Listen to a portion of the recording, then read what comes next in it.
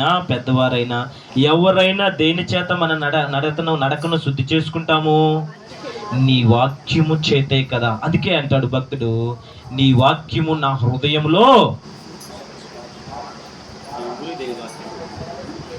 చిన్నప్పటి నుంచి అందరం నీ వాక్యము నా హృదయంలో భద్రపరుచుకొని ఉంటాను. అందుకే ఈరోజు మీకోసం నేనంతా ప్రార్థన చేస్తా ఉంటే, ఎందుకో మీకోసం నేను ప్రార్థన చేస్తూ ఉంటే మా వాళ్ళందరూ ఆత్మలో పడిపోతున్నారేమో అన్నట్టు అనిపిస్తుంది. ఆత్మలో పడిపోతున్నారేమో అనిపిస్తుంది. వేదనతో భారం కలిగి ప్రార్థన చేస్తూ ఉన్నప్పుడు, అయ్యో నా బిడ్డలు ఎక్కడైనా ఆత్మీయంగా పడిపోతున్నారేమో అన్నప్పుడు నాకెందుకో కొన్ని వచనాలు గుర్తొచ్చాయి. సామెతల గ్రంథము 13వ అధ్యాయము 18వ వచనం గుర్తొచ్చింది. అదొక్కసారి చూడండి. శిక్షను ఉపేక్షించు వానికి, గట్టిగా చదవండి. శిక్షను ఉపేక్షించు వారికి, ఎవరు చదువుతారో వాళ్ళకే అది స్థిరపడాలి. ఎవరు చదువుతారో వారికే ఆ వాక్యము స్థిరపరచబడును గాక. ఎవరు చదువుతారో బైబిల్ ఉన్న ప్రతి ఒక్కరు తీయండి, అందరూ తీయండి. పేజీ నెంబర్ చెప్పండి. 540వ పేజీలో సామెతల గ్రంథము. ఎవరు రాశారు సామెతలు? భక్తుడైన సొలొమోను మహారాజు రాసినటువంటి సామెతలు గ్రంథము 13వ అధ్యాయము 18వ వచనము చదవండి. మీరందరూ ఆపండి. సుప్రియ నువ్వు చదువు. శిక్షను ఉపేక్షించువాడు అవమాన దారిద్ర్యతను ప్రాప్తించెను. ఇంకా గద్దింపును లక్ష్య పెట్టువాడు ఘనత నొందును. నువ్వు ఆపు. ఇప్పుడు ఎవరు చదువుతారు? నువ్వు చదువు. శిక్షను ఉపేక్షించువాడు అవమాన దారిద్ర్యతను ప్రాప్తించును, గద్దింపును లక్ష్య పెట్టువాడు ఘనత నొందును. ఈ వాక్యాన్ని నేను ఎందుకు చదివిస్తున్నాను? ఒకసారి యవ్వనులు చూస్తున్నారా, పెద్దవారు చూస్తున్నారా, నా తోటి వయస్కులు చూస్తున్నారా నాకు తెలియదు, కానీ ఒక్కసారి గమనించండి. ప్రభు ఎందుకో నాకు ఇది వాక్యం కాదు, 2 నిమిషాలు గద్దింపుగా నాకు ఈ వాక్యాన్ని వివరించు అని ఆయన నాకు బోధించిన అంశం అన్నమాట. ప్రియా దేవుని జనాంగమా, నేను చెప్తున్నాను, మనము ఇంతవరకు ప్రభువుని ఎరగలేదు, ప్రభువుని దూరస్తులై ఉన్నాము. ఎలా ఉన్నాము? ప్రభువుని ఎరిగి ఉన్నాము, కానీ ప్రభువుకి ఎలా ఉన్నాము? దూరస్తులమై ఉన్నాము. గత వారంలో మనం విన్న వాక్యంలో ఏముంది? మీరు బాప్టిజం తీసుకొని దేవుని సన్నిధిలో నిలవబడి దేవుని నామాన్ని మహిమపరుస్తూ మీ పాపాలు క్షమించబడి ప్రభు మీకేమై ఉన్నాడు? సమీపస్తుడై ఉన్నాడు. ఇప్పుడు ఒక్కసారి ఈ సామెతల గ్రంథం 13వ అధ్యాయం 18వ వచనము నేనైతే వెంకటేశం చదవమని అంటున్నా. నేనైతే వెంకటేశం చదవమని అడుగుతున్నా. లేకపోతే నీ తరపు నుంచి ఎవరితో చదివి, నీ తరపు నుంచి నీ కూతురుతోనో లేకపోతే నీ పక్కనున్న నీ బావతోనో ఎవరితో ఒకరితో నీ కోసం చదివి, అది నీ కోసం చదివి. ఒకసారి ఎవరో ఒకరు త్వరగా నాకు చదివి వినిపించాలి. నీ తరపు నుంచి ఎవరు, మీ అక్కతైనా చదివించుకో, నో ప్రాబ్లం. లేకపోతే నీ కూతురుతో చదివించుకో, కానీ ఆ వాక్యం నేను వినాలి నీ నోటి వల్ల. చెప్పండి త్వరగా, టైం వేస్ట్ అవ్వకూడదు.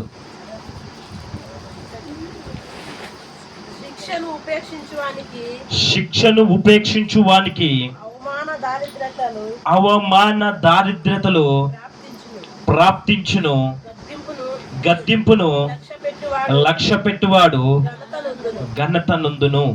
ఇంకనూ చెప్తున్నాను వినండి ఒక్కసారి. యవ్వన బిడ్డలారా, మీ గురించి నేను చాలా బాధపడుతున్నాను. యవ్వన బిడ్డలారా, ప్రత్యేకించి చిన్న బిడ్డలారా, తండ్రులు తల్లులు చూడండి, నేను ఎందుకు బాధపడుతున్నానంటే, నేను బాపట్ల పట్టణం నుండి ఎప్పుడు ఫోన్ చేసినా, ఏ సెల్లుకు ఫోన్ చేసినా, ఫోన్లు ఎవరు ఎత్తున్నారు? ఫోన్లు ఎవరు ఎత్తున్నారు? కనీసం యవ్వన ప్రాయ పిల్లలు కూడా ఎత్తట్లేదు, మరి చిన్న పిల్లలు ఎత్తున్నారు. అంటే మీ మొబైల్ ఎక్కడున్నాయి? ప్రతినిత్యం మీ బిడ్డల కాడ ఆ మొబైల్తోనే వారు చాటింగ్ అంతా సరిపోతుంది. అందుకే అంటున్నాను, యవ్వన బిడ్డలారా, మీకు సెల్లుతో ఏం పని?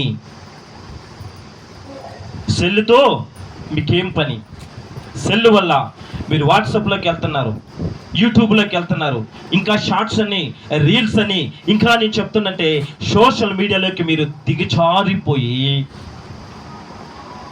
ఇంకా ఏం చేస్తున్నారు? వాట్సాప్లో చెప్తాను వినండి. మీ మొబైల్లోకి తెలియకుండా ఒక మిస్డ్ కాల్ వస్తుంది. ఆ మిస్డ్ కాల్ పట్టుకొని మీరు మళ్ళీ ఎవరిల్లు అని ఫోన్ మళ్ళీ చేసి ఆరాటంగా ఫోన్ చేస్తారు.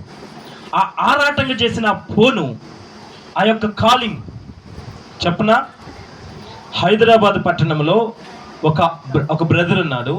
ఆ బ్రదర్ ఏం చేశాడంటే, ఆ ఫోన్ వాడుతూ ఉన్నప్పుడు మిస్డ్ కాలు మన పక్కన ఉన్నటువంటి ఈ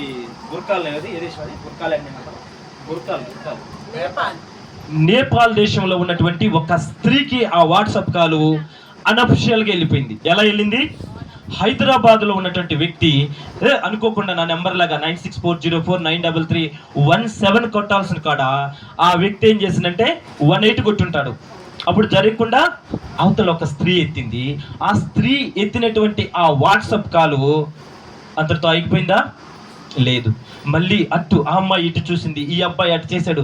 అలా ఆ ఆన్లైన్ కాలింగ్ ఏమైందంటే ఒక స్థిరమైనటువంటి కాలింగ్గా మారింది. ప్రతిదినం ఉదయకాలం, సాయంత్రం, మధ్యాహ్నం ఫోన్లు చేసుకుంటూ అలా ఇలా ఆ ఫోన్ కాల్ ఏమైందంటే చివరికి ఆ యొక్క యవ్వన బిడ్డ మీద ఇతని యొక్క ప్రభావం పడిపోయి ఆ యవ్వన బిడ్డ తన భర్తను వదిలేసింది. తను పెళ్లి కాని వ్యక్తి ఏమీ కాదు.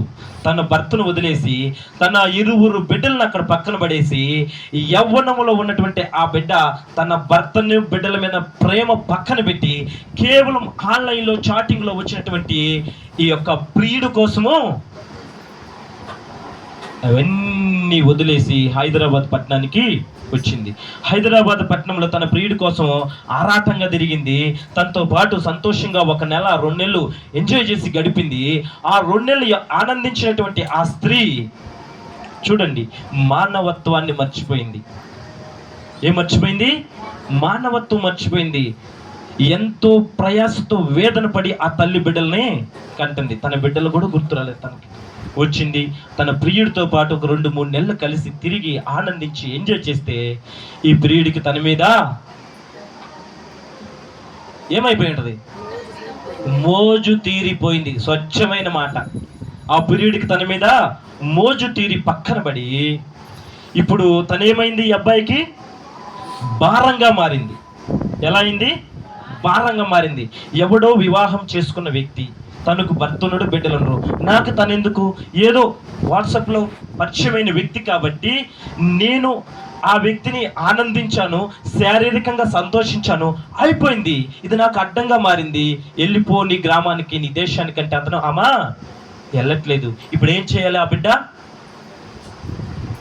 చక్కగా ఆ స్త్రీని ఒక నిర్మానుష్యమైనటువంటి ప్రాంతానికి తీసుకొచ్చి ఆ ప్రాంతంలో చక్కగా తను చంపేసి ఏం చేశాడు? చంపేసి, సరే చంపేసిన శవాన్ని పడేశాడా? నో. ఒక్కొక్క భాగాలు మీకు గత శనివారం సాయంత్రం చెప్పే ఒక లేవీడు ఏం చేశాడు? 12 ముక్కలుగా తన బాడీని కోసి లేవీ గోత్రాలకి ఎలాగైతే ఇజ్రాయెల్ గోత్రాలకు పంపాడు, ఆ రీతిగా ఇతను కూడా ముక్కలుగా నరికి తన ఒక క్యారీ బ్యాగ్లో, రక్తం బయటికి రాకుండా మందపాటి క్యారీ బ్యాగ్లో మూటలు కట్టి తీసుకెళ్ళి ఊరు బయట ఎక్కడో నిర్మాషమైన ప్రదేశంలో పడేశారంట. ప్రియ యవ్వన బిడ్డలారా, నేను చెప్తున్నాను, యవ్వన బిడ్డలే కదా ఎవరైనా ఫోన్ వాడేటుంటారు. జాగ్రత్తగా ఉండండి. ఒక అబ్బాయి అంటాడు, నాకు ఒక అమ్మాయి పరిచయం అయింది, నేను వివాహం చేసుకుంటాను అంటున్నాడు. నేను అడిగాను, తను పరిచయం అయింది, ఏ రీతిగా నీ వివాహం చేసుకుంటున్నావు? నీ ఆఫీసులో పరిచయం అయిందా, లేకపోతే నీ పరిసర ప్రాంతంలో ఏదైనా నీ బంధువా, ఎలా అంటే ఒక కాల్ వచ్చిందంట, ఆ కాల్తో నేను ఆ అమ్మాయిని కనెక్ట్ చేసుకున్నాను. తనకు నాకు మధ్య చాలా లోతునకు పరిచయం అయిపోయింది. నేను వివాహం చేసుకుంటాను. ఎవరతను? మన యొక్క మొబైల్. ఏది కూడా మనము అవసరానికి వాడుకోవాలి, కానీ అవసరానికి మించి అది వాడితే అది మనకి ప్రమాదకరంగా మారుతుంది. ఇది మీకు హెచ్చరికగా నేను చెప్తున్నాను. ప్రియా సహోదరి సహోదరులారా, ఆడుకోండి. మీ యొక్క జీవితాలలో మీకు ప్రభు ఏమిచ్చాడు? ఈ వయసులో నీకేమిచ్చాడు ప్రభు? రక్షణ కాదు, లోకానుసారంగా చెప్పండి. ప్రభు మీకేమిచ్చాడు? ఇప్పుడు నువ్వేం చేస్తున్నావు? చదువుకుంటున్నావు. నీ విద్యార్థి జీవితంలో, నీ విద్యలో నువ్వేం చేయాలి? నీ వెనకాల ఉన్నటువంటి 6 సబ్జెక్టులు ఉంటాయి. నీ పుస్తకాలతో ఆడుకో, మ్యాథ్స్తో ఆడుకో, సైన్స్తో ఆడుకో, లేకపోతే గ్రామర్తో ఆడుకో. ఇంకా చదివితే నీ పుస్తకాల్లో ఉన్న ప్రతి అంశాన్ని గురించి నీ పక్కన ఉన్నటువంటి వారికి చెప్పు, లేకపోతే దాని గురించి మళ్ళీ మళ్ళీ ధ్యానించు. రేపు నీకు అది మంచి స్కోరుగా నిలబడి ఈ లోకానుసారంగా నీ యొక్క కాలేజీలో అది నీకేమవుతుంది? విజయం సమకూర్చి అది నిన్ను ఉన్నతమైన స్థితిలో నిలబెడుతుంది. కానీ మీరేం చెప్తున్నారు? వాట్సప్, యూట్యూబ్, మరి ఇటీవల కాలంలో రీల్స్. ఎన్ని గంటలు చూడు, ఫోన్ చేతులు ఇలాగ ఉంటుంది. ఎన్ని గంటలు చూడండి. ఉదయం 9 గంటల మొదలుకొని సాయంత్రం 12 గంటలకు. మా రోజుల్లో అయితే 5 కిలోమీటర్లు నడుచుకుంటూ వెళ్తాము. 5 కిలోమీటర్లు ఇంతింత లోతు, మోకాళ్ళ లోతు గుంతల్లో చదువుకోవడానికి మర్రిపొడి వెళ్ళేవాళ్ళం మేము. మళ్ళీ తిరిగి వస్తుంటే ఒకానొక దినాన వర్షం పడి భయంకరమైన బురద ఉన్నటువంటి ఆ రోడ్డులో మొదలే ఒక మనిషి చనిపోయి అక్కడ కాలేశారు రోడ్డు పక్కన. అదంటే నాకు గుండెలు భయం, జారి కింద పడుతున్నాయి. ఇంకొక వ్యక్తి ఎవరు నా వెనకాల ఒక తోక కూర్చుంటాడు. వాడిని నిన్ను తొక్కుకుంటా తీసిపోయి మళ్ళీ తొక్కుకుంటా రావాలి. వాడిని తీసుకొని అలా ఇలా వస్తున్నప్పుడు అనుకోకుండా ఆ మనిషి చనిపోయిన ప్రాంతంలోకి చిలక సైకిల్ భయంకరం కింద పడింది. మొదలే భయం. ఆ పైన పక్కన ఒక మనిషి కాలబెట్టున్నారు. సమయం నైట్ 8-8:30 గంటలప్పుడు. గమనించండి. అంటే మేము చిన్నప్పుడు మేము అనిపించిన విధానాలు ఇది. ఆ సైకిల్ దొక్కుతుంది, నేను నా వెనకాల కూర్చుంది ఎవరు? బాబురావు అన్న. అలా మేము శ్రమలు అనిపించాము. మీకు చెప్తున్నాను, ఈరోజు మీ ఇంటి ముందుకు వస్తే వ్యాను, మీ ఇంటి ముందుకు వచ్చి ఆటో ఎక్కిస్తున్నా, ఇంటి ముందుకు వచ్చి నేను తీసుకెళ్ళి చదివిస్తున్నారు. ఇవన్నీ పక్కన పెట్టి యవనస్తులారా మీరేం చేస్తున్నారంటే, సమయం దొరికితే ఆడుకోండి బుక్స్తో, అందులో ఉన్న లోతైన అనుభవాలతో ఆడుకోండి. ఇంకా సమయం దొరికితే బైబిల్తో ఆడుకోండి. ఇంకా సమయం దొరికితే ఆ బైబిల్తో మీరు ఇంకా ఏం చేయాలంటే దేవుని సన్నిధిలో నిలబడి చెలరేగండి. ఏ విధంగా చెలరేగాలి? ప్రభుతో, ప్రార్థనతో, ప్రార్థన శక్తితో, ప్రార్థన బలంతో మీరు చెలరాగండి. అంతేగాని లోక సంబంధం ఈ యొక్క మొబైల్ కోసం పడి మన జీవితాలను పాడు చేసుకోగాకండి. ఓకేనా? ఇది మీ అందరికీ మొదటి హెచ్చరికగా మన సంఘంలో ఉన్న ప్రతి యవ్వన బిడ్డకి చెప్తున్నాను. నీకు ల్యాప్టాప్ ఇచ్చారు, దేనికి ఉపయోగిస్తావు దాన్ని? నీ ఇంజనీరింగ్లో నువ్వు రానున్న రంగంలో మంచి IIIలో ర్యాంక్ అయ్యి నీ జీవితంలో నువ్వు మంచి సక్సెస్ వచ్చావనుకో, నీ ల్యాప్టాప్కి ఒక వాల్యూ ఉంటుంది. దానిలో నువ్వు ఇంటర్నెట్లో, చాటింగ్లో, యూట్యూబ్లో చూసుకోమని నీకు గవర్నమెంట్ నీకు ప్రొవైడ్ చేయలేదు. ఎందుకు చేశారు? అది నీ భవిష్యత్తును బాగు చేసుకోమ్మా అని అది నీకు ఇస్తే దాన్ని మరి మరో రకంగా మార్చి మనం పాడు చేసుకుంటున్నాం. అలా చేయొద్దు. ఇంకా నేను అనుకుంటున్నాను, తల్లిదండ్రుల్ని, పెద్దలను గౌరవించాలని స్థితిలో ఉన్నాం. బిడ్డలు అంటారు, ఈ ముసలిదేంది నాకు చిరాకు పుట్టిస్తుంది, నా తండ్రికి మెదడలేదు, నా తండ్రికి తల లేదు, ఏం చెప్తాడు పొద్దుగూకులు అది ఇది పనులే చెప్తాడు. ప్రియ యవ్వన బిడ్డలారా, నేను చెప్తున్నాను, మీ తల్లిదండ్రులను ఆజ్ఞలో మొదటి ఆజ్ఞ ఉంది, నీ తల్లిదండ్రులను సన్మానించుము. నీ తల్లిదండ్రులు నువ్వు సన్మానిస్తే రేపు నీ బిడ్డలు నిన్ను సన్మానిస్తారు. అదే మనం చూస్తుంటాము, అలా అత్త ముసలిదైపోయింది, బాబో ఆ అత్తను చూసి ఆ కోడలకు బాధ, దీనిని నేను సాకేదేంటి, దీనిని ఎందుకు పోషించాలని. అదే అత్త స్థానంలోకి మరే కోడలు రాదా? రావట్లేదా? అందుకని నేను చెప్తున్నాను, దయచేసి ఎవరు కూడా మీ జీవితాలను దయచేసి ఇది ఒక గద్దింపు అనుకుంటారు, లేక ఒక వార్నింగ్ అనుకుంటారు, లేకపోతే ఒక సలహా అనుకుంటారు, విజ్ఞప్తి అనుకుంటారు. ఎవరైనా పెద్ద బిడ్డలైనా, వివాహమైన యవ్వనులైనా, ఎవరైనా మొబైల్ నుంచి మీరు కొంచెము భద్రంగా ఉండండి. చూడు, మనం చూసినట్లయితే బిడ్డలు పాపంలోనికి పడిపోవడానికి మొదటి మార్గంగా ఇప్పుడు ఏముంది? మొబైల్ ఫోనే ఉంది. మొబైల్ ఫోనే. దయచేసి దాన్ని పక్కన పెట్టండి. ప్రభు మిమ్మల్ని ఆశీర్వదించును గాక. అప్పుడు దానివల్ల మీరు ఏం చెప్తున్నారు? ఘనత చెందుతారంట. ఓకే, వాక్యంలోకి వెళ్దాం. పరిశుద్ధ గ్రంథంలో నుండి 136వ కీర్తన 17వ వచనం నుంచి ఒకసారి మనం చదువుకుందాం. గొప్ప రాజులు ఆయన హతము చేసెను, ఆయన కృప నిరంతరం ఉండెను. ఇంకా ప్రసిద్ధి నొందిన రాజులను ఆయన హతము చేసెను, ఆయన కృప నిరంతరం ఉండెను. ఇంకా తర్వాత అమోరీలో రాజైన షీహోనును ఆయన హతము చేసెను, ఆయన కృప నిరంతరం ఉండెను. బాషాను రాజైన ఓగును ఆయన హతము చేసెను, ఆయన కృప నిరంతరం ఉండెను. చూడండి, గొప్ప రాజులు, ప్రసిద్ధి చెందిన రాజులు, అమోరీల రాజు. ఎందుకు చెప్తున్నాడు ఇలా?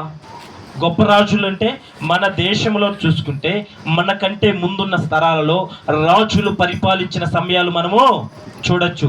ఇంకా మన యొక్క పరిశుద్ధ గ్రంథంలో చూస్తే ఇజ్రాయేలు ప్రజలు గొప్ప గొప్ప విజయాలు సమకూర్చుకొని గొప్ప ఆనందంతో వారు రాజ్యాలను జయించి ప్రభు సన్నిధిలో నిలబడి ఆయన నామాన్ని మహింపరిచిన విషయాలు చూడొచ్చు. అందుకే ఇక్కడ అంటున్నాడు, దేవుడు గొప్ప రాజులను హతము చేశాడంట, ఇంకా ప్రసిద్ధి నొందిన రాజులను హతము చేశాడంట. ఇక మనం ఇక్కడ గొప్పగా చూస్తే బాషాను దేశపు రాజును, ఎవరు ఆయన పేరు? బాషాను దేశపు రాజు ఎవరంట? ఓగును అతను హతము చేసెను అనంది. ఏంది? ప్రసిద్ధి చెందిన రాజులలో ప్రత్యేకించి బాషాను రాజు, ఆయన పేరు ఓగు అంట. ఆయన గురించి ఎందుకు ప్రభు పరిశుద్ధ గ్రంథాల్లో రాసి ఉన్నాడంటే మనం చూడొచ్చు. దావీదు ఎవరిని చీల్చాడు? దావీదు ఎవరిని చీల్చేశాడు? గొల్లియాతు. మనం గొల్లియాతు గురించి చెప్పుకుంటాము. ఆరు ముళ్ళ జానుడు, 9 ముళ్ళ చానుడు ఎత్తుగలిగినటువంటి వ్యక్తి, బలముగా ఉండి చెయ్యెత్తితే అందనంత వ్యక్తి అంట ఆ యొక్క గొల్లియాతు. మరి అంత గొప్ప రాజుల గురించి మనం చెప్పుకుంటున్నాం కదా. అందుకే ఇక్కడ అంటున్నాడు 136వ కీర్తన 17, 18, 19, 20 వచనాలు అంటున్నాడు, గొప్ప రాజులు, ప్రసిద్ధి చెందిన రాజులు, ఇంకా ఎవరంట? బాషాను దేశపు రాజు అయినటువంటి ఓగును నేను హతము చేశాను అంటున్నాడు. అసలు బాషాను ఏంటి? ఈ ఓగు ఏంటి? ఆ రాజు గురించి ప్రత్యేకంగా మనకెందుకు చెప్తున్నాడు? ప్రియ సహోదరులారా గమనించండి, ఎవరు కూడా అనే మనసుతో ఉండద్దు. అందరూ ఇక్కడ ఉండండి, ప్రభు మాటలు జాగ్రత్తగా వినండి. ఎందుకు ఈ బాషాను దేశం గురించి ప్రభు మనతో మాట్లాడుచున్నాడు? ఈ బాషాను దేశపు రాజు ఓగు అనే వ్యక్తి గురించి ఎందుకు మనతో మాట్లాడుతున్నాడు? మనం చూసినట్లయితే ప్రసిద్ధి చెందిన రాజులు, గొప్ప రాజులతో పాటు ఈ బాషాను రాజు అయిన ఓగును హతము చేశాను అంటానికి ఒక గొప్ప కారణం ఇక్కడ చూపిస్తున్నాడు. ఆ దినాలలో ఆది కాండము రాసినటువంటి దినాలలో, ఆది కాండములో ఉన్నటువంటి ఆ యొక్క పితరుల దినాలలో మనం చూస్తే యాకోబు తన కుమారులైనటువంటి 12 గోత్రాలు, వారి మనముల ఊరికి ఇక్కడ మనం చూస్తే ఆజ్ఞలు లేనటువంటి రోజులు. ఆది కాండంలో ఆజ్ఞలు రాశాడా దేవుడు? ఆజ్ఞలు చెప్పాడా? అమ్మ నువ్వు ఇలా ఉండి ఇలా ఉండని చెప్పాడా? ఎక్కడి నుంచి వచ్చాయి ఆజ్ఞలు? నిర్గమకాండం రాసేటప్పటి నుండి ఆజ్ఞలు ఉన్నాయి. అంటే దీన్ని బట్టి మనము ఆది కాండంలో అబ్రహాము, ఈసాకు, యాకోబు తన బిడ్డలు, తన మనములు నివసించిన రోజుకి ఈ యొక్క ఆజ్ఞలు లేవు. ఆజ్ఞలు లేకుండా ప్రభు మాట విని ప్రభువుకు లోబడుతున్నటువంటి బిడ్డలుగా ఉన్నటువంటి రోజులలో ఒక గొప్ప దేశం ఉందంట. ఏ దేశం అది? ఇప్పుడే చదివానుగా, బాషాను అనేటువంటి ఒక దేశం ఉందంట. ఆ దేశములో 66 పురములు. పురం అంటే ఏంది? పట్టణము. పట్టణం అంటే ఇప్పుడు మనం ఒక ఒంగోలు పట్టణంలో ఎటు చూసినా 2 లక్షల మంది జనం ఉంటారు. అలాంటి పట్టణాలు ఎన్ని ఉన్నాయి ఆ రోజుకి? 66 పట్టణాలు ఉన్నాయి. రాసుకోవాలి. ఆ రాజుకి 66 పట్టణాలు ఉన్నాయంట. ఇంకా ఆయన గొప్ప చూద్దామా? 66 పట్టణాలు. ఆయన మంచమంట, ఇనుప మంచమంట, 9 మూరలు పొడుగు, 4 మూరలు వెడల్పంట. అంటే ఆ వ్యక్తికి కర్రతో తయారు చేసిన ఈ మంచము ఆగలేదంట. అంటే ఆయన ఎంతలా ఉండొచ్చు, ఎంత ఆజీనుభావుడు ఉంటాడు, ఎంత ఎత్తైన వ్యక్తి ఉండొచ్చు. 9 మూరల పొడుగైన మంచం చేర్చుకున్నాడంటే ఆ వ్యక్తిని ఒకసారి మనం ఊహిద్దామా? ఇప్పుడు మామూలు చెక్కతో చేసిన మంచం ఆగలేదు కాబట్టి ఆయన ఏ మంచం చేర్చుకున్నాడు?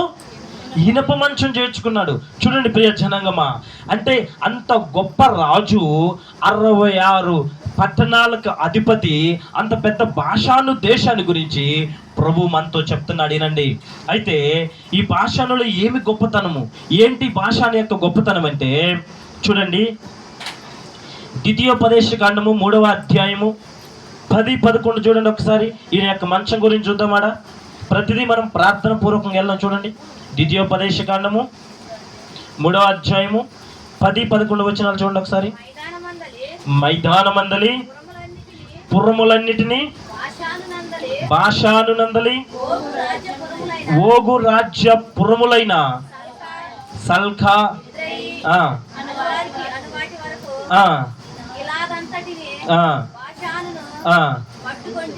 చూడండి. ఓగు యొక్క పట్టణాలన్నిటిని ప్రభు ఎవరికి ఇస్తున్నాడు? ఒక ప్రజలకు ఇస్తున్నాడు. ఈ పట్టణం యొక్క గొప్పతనం మనం చూసినట్లయితే చూడండి, బాషాను గొప్పతనం 3వ అధ్యాయము. అసలు బాషాను రాజు ఎవరు ఒకసారి చూద్దాం. 3వ అధ్యాయం 1వ వచనం చదవమ్మా. మనము తిరిగి బాషాను మార్గంలో వెళ్ళినప్పుడు బాషాను రాజైన ఓగును అతని ప్రజలందరూ ఎద్రోములు మనతో. ఇప్పుడు చూడండి, బాషాను రాజు ఎవరని చెప్తున్నాడు ఇక్కడ? ఓగు. బాషాను రాజు ఎవరు? ఓగు. ఆ ఓగు పరిపాలిస్తున్నటువంటి ఆ 66 పురాలు ఉన్నటువంటి పట్టణము మన జిల్లాలో ఎన్ని పట్టణాలు ఉన్నాయి తెలుసా మీకు? ప్రకాశం జిల్లాలో ఎన్ని పట్టణాలు, ఎన్ని పురపాలకాలు ఉన్నాయి తెలుసా? ఏం తెలీదా? పట్టణం అంటే ఇప్పుడు ఒంగోలు ఉంది కదా, అంత పెద్దదాన్ని పట్టణం అంటారు. పొదిలను కూడా పట్టణం అంటారు. ఒంగోలును పురపాలక పట్టణం అంటారు. ఇక్కడ ఏమండు? 66 పురములు అండు. పురం అంటే ఇప్పుడు అది ఒక్కొక్క పట్టణం కనీసం ఒంగోలు లేకపోతే గుంటూరు, విజయవాడ అంత పట్టణాలు ఈయన కింద ఎన్ని ఉన్నాయి? 66 ఉన్నాయంట. చూడండి ఆ దేశం ఎంత గొప్పదై ఉంటుందో. 66 పట్టణాలు. ఇంకా ఆయన మంచం ఎలా ఉందంట? ఇనప మంచమైంది. అసలు ఆ దేశం గొప్పతనం చూద్దామా? సారవంతమైన మేకలు ఉన్నాయంట అక్కడ. ద్వితీయోపదేశకాండము 32:14 చదవండి. 32:14 ఒకరు తీయండి. ద్వితీయోపదేశకాండము 32:14 అక్కడ ఏముందంట? త్వరగా. ఆవు మజ్జిగను, గొర్రె మేకల పచ్చి పాలను, గొర్రె పిల్లల క్రొవ్వును, బాషాను పొట్టేళ్లను, మేకలను, గోధుమల మెరకల సారమును మీకు ఇచ్చేదను. చూడండి, బాషానులో ఏముందంట? సారవంతమైనటువంటి పొట్టేలు ఉన్నాయంట, ఆడ మంచి మజ్జిగ ఉన్నాయంట, మంచి పాలు ఉన్నాయంట. ఇంకా గొప్పమైనటువంటి, చదువుతూ ఉంటే ఎంత బాగుందో చూడండి. ఇంకా మనం చూస్తే గొర్రెలు, పొట్టేళ్ళు, గోధుమలు అవి ఎంత ఎలా ఉన్నాయంట? సారవంతంగా ఉన్నాయంట. నిన్న నేను చూశాను, దావీద్ పాస్టర్ గారు మనూరుకు వస్తా ఒక 2 తాడికాయలు ఇచ్చాడు. ఏం కాయలు? తాడికాయలు. ఆ తాటికాయల్లో మనం చూసినప్పుడు ఇంతవరకు కాయలు ఎంత ఉంటాయి? ఇంత సైజు ఉంటాయి. తాటికాయలు ఇంతే ఉంటాయా? మరి నిన్న మీరు చూసిన ఆ తాటికాయలు ఎంత ఉన్నాయి? అటు ఇటుగా నా తల మించి ఉన్నట్టుంది. ఇంకా ఎంత ఉన్నాయి? ఇంత ఉన్నాయి. మరి ఎంత పంట ఇది వస్తుందంటే అక్కడ భూమిలో ఉన్నటువంటి సారం ఎంత ఉంటుంది? అందుకే చెప్తున్నాడు, ఈ భాషానులో అంత సారవంతమైన అంత బలవంతమైనటువంటి పొట్టేళ్ళు మేకలు చూడండి ఏమని అంటాడా, పొట్టేళ్ళు ఉన్నాయి, గొర్రెలు ఉన్నాయి, గోధుమలు ఉన్నాయి. ఇంకా మనం చూస్తే కీర్తనల గ్రంథము 22:12 చూడండి ఒకసారి. కీర్తనల గ్రంథము 22:12. ఒకరేమో 68:15 చేయండి, ఒకరు 22:12, ఒకరు 68:15. మొదటి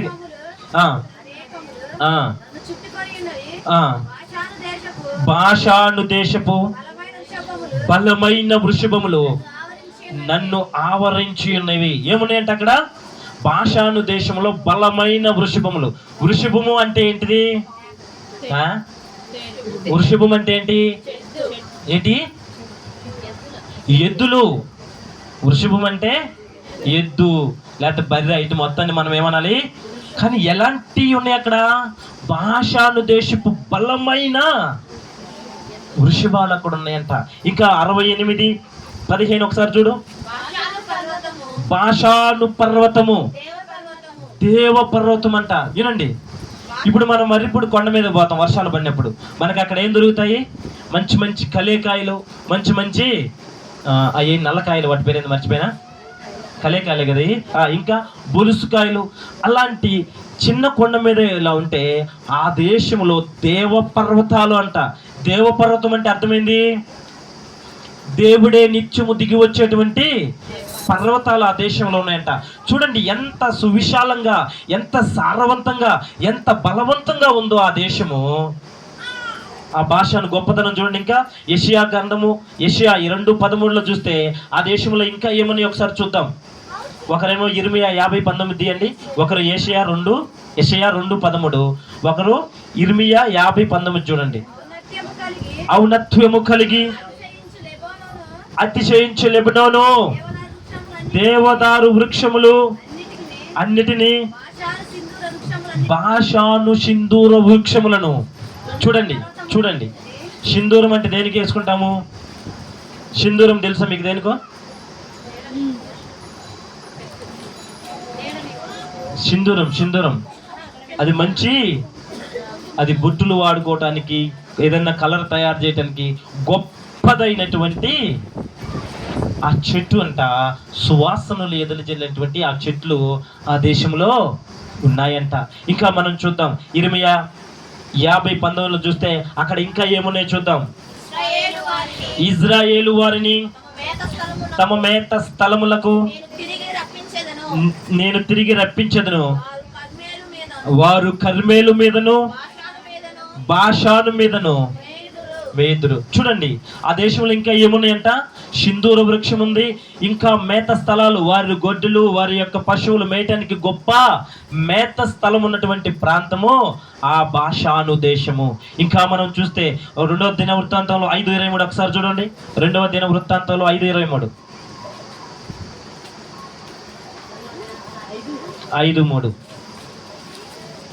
2వ దినవృత్తాంతంలో 7వ నెలన పండుగ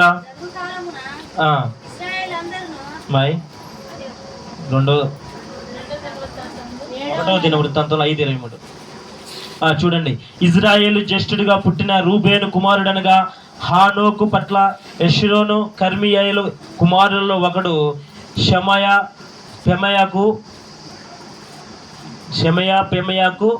గోగు కుమారుడు, గోగునకు షిమి కుమారుడు, షిమికి మీకా కుమారుడు, మీకాకు రెహావు కుమారుడు, రెహావకు బయలు కుమారుడు.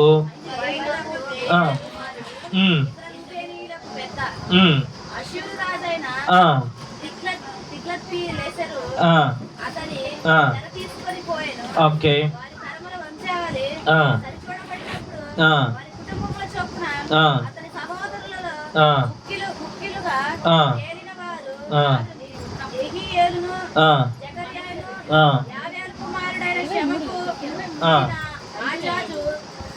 సరే ఒక్క నిమిషం. ఇక్కడ ఏం చెప్తున్నాడంటే ఆ గొప్పతనాలను బట్టి ఆ రాజులు ఆ ప్రాంతాన్ని పరిపాలించే విధానాన్ని కూడా చెప్తున్నాడు. ఇంకా మనం చూసినట్లయితే ఇంత గొప్పదైనటువంటి భాషాను దేశము, సారవంతమైనది. ఎలాంటి పొట్టేలు ఉన్నాయి అక్కడ? గొప్ప కొవ్విన పొట్టేలు ఉన్నాయి, మంచి పాలిచ్చేటువంటి ఆ యొక్క గేదెలు అక్కడ ఉన్నాయి, ఇంకా సారవంతమైన మేతనిచ్చే పొలాలు ఉన్నాయి, దేవ పర్వతాలు ఉన్నాయి. ఇలాంటి పర్వతాలు కలిగినటువంటి సారవంతం కలిగిన ఇవన్నిటిని తీసుకొచ్చి దేవుడంట ఎవరికో ఇస్తున్నాడంట. ఎవరైనా ఓగుని ఏం చేశాడు? చంపేసినాను అని చెబుతున్నాడు. ఓగును చంపేసి ఇంత విస్తారమైన ధనధాన్యములో అనేకమైన పంటలు పండే ఈ దేశాన్ని ఇంత తీసుకొచ్చి, ఓగు అంటే అన్యుడు, ఎంత తీసుకొచ్చి దేవుడంట ఇదిగో ఎవరెవరో చెప్తున్నానండి, మనష్షేకిచ్చాను అని చెప్తున్నాడు. హల్లెలూయా. ఎవరు ఈ మనష్షే? మనష్షే అంటే ఎవరు తెలుసా మీకు? ఎవరు ఈ మనష్షే? ఒక్కసారి చదవండి. యెహోషువ 39:18 చదవండి. యెహోషువ 39:18. ఎవరు ఈ మనష్షే?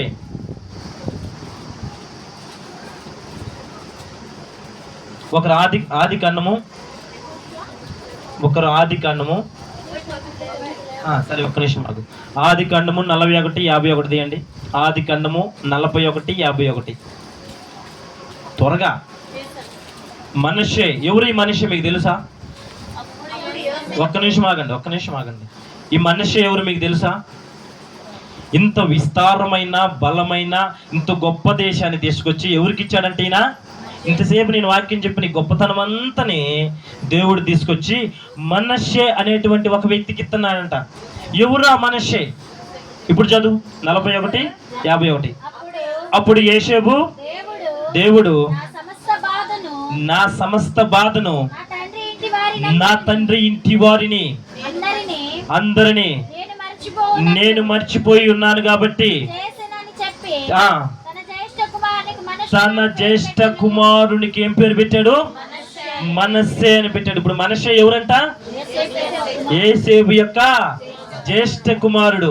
అంత పెద్ద దేశంలో ఉన్నటువంటి గొప్ప పురాలని, అక్కడున్న ఎండి బంగారాలని, అక్కడ ఉన్నటువంటి పశువులను, అక్కడ ఉన్నటువంటి సమస్తాన్ని, వృషభాలను అన్ని తెచ్చి దేవుడు ఎవరికి ఇచ్చాడంట? యోసేపు కుమారుడైనటువంటి ఆయన జ్యేష్ఠ పుత్రుడైన మనష్షేకి ఇచ్చాడు. హల్లెలూయా. ఇంకా మనం చూస్తే ఎవరు ఈ మనష్షే అంటే యోసేపు యొక్క కుమారుడు. మరి అతనికి ఎందుకు ఇచ్చాడు దేవుడు? అతనికి ఎందుకు ఇవ్వాలి? ఒకసారి ద్వితీయోపదేశకాండము 33:22 ఒకరు చూడండి. ఒకరు 49:22 చూడండి. ద్వితీయోపదేశకాండం 33:22. ఈయన ఎవరు చూద్దాం. అసలు ఎందుకు ఈ యొక్క దేవుడు ఏదో కూడా ప్రతిది కూడా ఏం చేస్తాడంటే ముందే చెప్తాడు. ఇక్కడ చెప్పాడు చూడండి. దానును గూర్చి ఇట్లనెను, దాను సింహపు పిల్ల బాషాను నుండి దుమికి దాటునంట. ఎవరు ఈ దాను అంటే? మనష్షే గోత్రం నుంచి వచ్చినటువంటి వ్యక్తి. దేవుడు ముందే చెప్తున్నాడు, ఇతను బాషానులో నుంచి ఎగిరి దుమ్ముకుతాడు అని. చూడండి, ఇంత విస్తారమైనటువంటి ఈ దేశానికి తీసుకొచ్చి యోసేపు కుమారుడైన మనష్షేకి దేవుడు ఇచ్చాడు. ఎవరు ఈ మనష్షే? ఈ మనష్షేకి ఇయటానికి దేవుడు ఎందుకు ఇష్టపడ్డాడు? ఇంత ఆశీర్వాదము, ఇంతమంది ప్రజలుండగా అందరిని వదిలేసి ఆ ఆశీర్వాదం కలిగినటువంటి ఆ దేశాన్ని, ఆ ఓగు అనేటువంటి రాజును చంపి మనష్షేకి ఎందుకు ఇచ్చాడంటే ఇప్పుడు చూద్దాం రండి.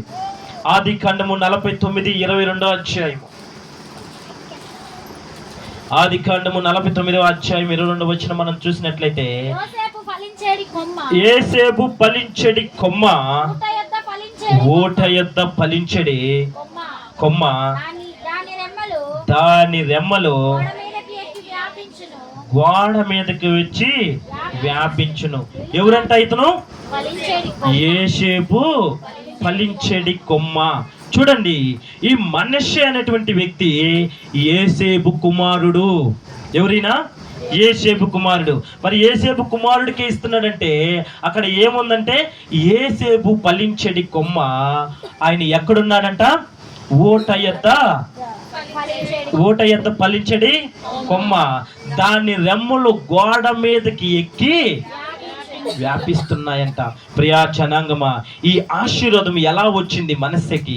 ఈ ఆశీర్వాదము పొందుకోవడానికి గల కారణం ఏంటి అంటే యేసేబు. ఎవరంట? యేసేబు. ఈ యేసేబు ఎక్కడున్నాడు? దేవుడు ఏమని వాగ్దానం చేశాడు? ఫలించేది కొమ్మ. తన జీవితంలోనే ఫలించమని దేవుడు చెప్పి ఉన్నాడు. ఆయన ఆశీర్వదించేశాడు. మరి ఎందుకు వచ్చింది ఈ ఆశీర్వాదం ఇంతగా? ఫలించేది కొమ్మ. ఆయన ఎక్కడున్నాడు? యేసేబు ఎక్కడ కూర్చొని ఉన్నాడు?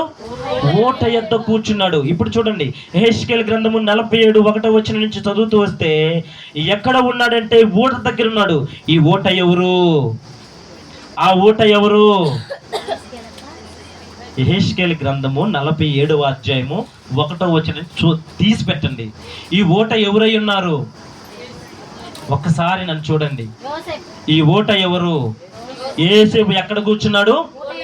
ఓట యొద్ద కూర్చున్నాడు. ఆ ఓట ఎవరు? యేసేబు ఓట యొద్ద కూర్చున్నాడు. ఆ ఓట ఎవరు? ఇది యేసేబు. ఇక్కడ ఓట ఉంది. ఈ ఓట దగ్గర యేసేబు కూర్చుండు. ఈ ఓట ఎవరు అని అడుగుతున్నా. ఆ ఓట మన ప్రభు అయినటువంటి యేసుక్రీస్తు ప్రభువారు. అందుకే అంటాడు, జీవ జలముల ఓట నాలో నుండి ఉద్భవిస్తాయి అని. ప్రియజనంగా మనం చదివినట్లయితే యెహెజ్కేలు గ్రంథము 47:1 నుంచి మనం చదివితే చక్కగా చూడండి. నాకు కరెక్ట్గా అర్థం అవ్వాలి. నువ్వు చదువుతుంటే అందరికి అర్థం అవ్వాలి. కరెక్ట్గా చదవాలి, అందరికి అర్థం అవ్వాలి. నేను వివరించడం కాదు, నువ్వు చదివితేనే తెలియాలి. చదువు. అతడు మందిరపు గుమ్మమునకు నన్ను తోడుకొని వచ్చెను. మందిరము తూర్పు ముఖంగా ఉండెను. నేను చూడగా మందిరపు గడప క్రింద నుండి నీళ్లు ఉబికి తూర్పుగా పారుచుండెను. ఎక్కడున్నాయంటే ఇతను ఎక్కడున్నాడమ్మా? యేసేబు ఎక్కడున్నాడు? మందిరపు. యేసేబు ఎక్కడున్నాడు? ఓటై ఉన్నాడు. ఆ ఓట ఎవరని చెప్పాను? ప్రభు అయిన యేసుక్రీస్తు ప్రభువారు. అందుకే యెహెజ్కేలు గ్రంథంలో యెహెజ్కేలుతో దేవుడు మాట్లాడుతున్నాడు. చూడండి ఏమంటున్నాడు?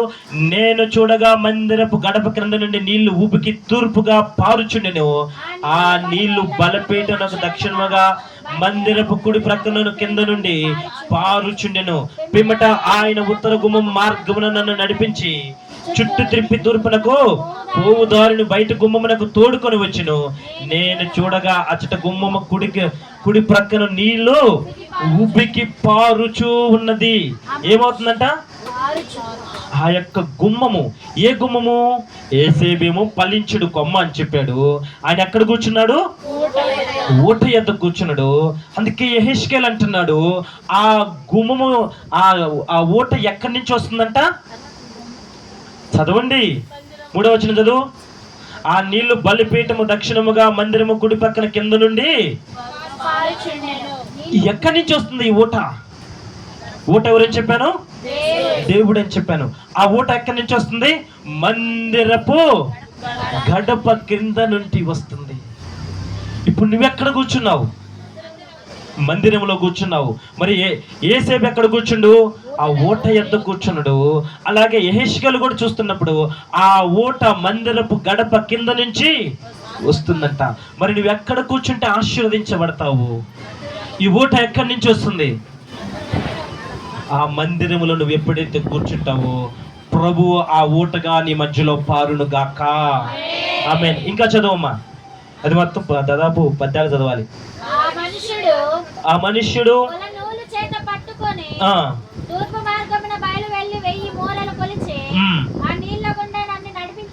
చూడండి, ఆ నీళ్ల గుండా నన్ను నడిపించగా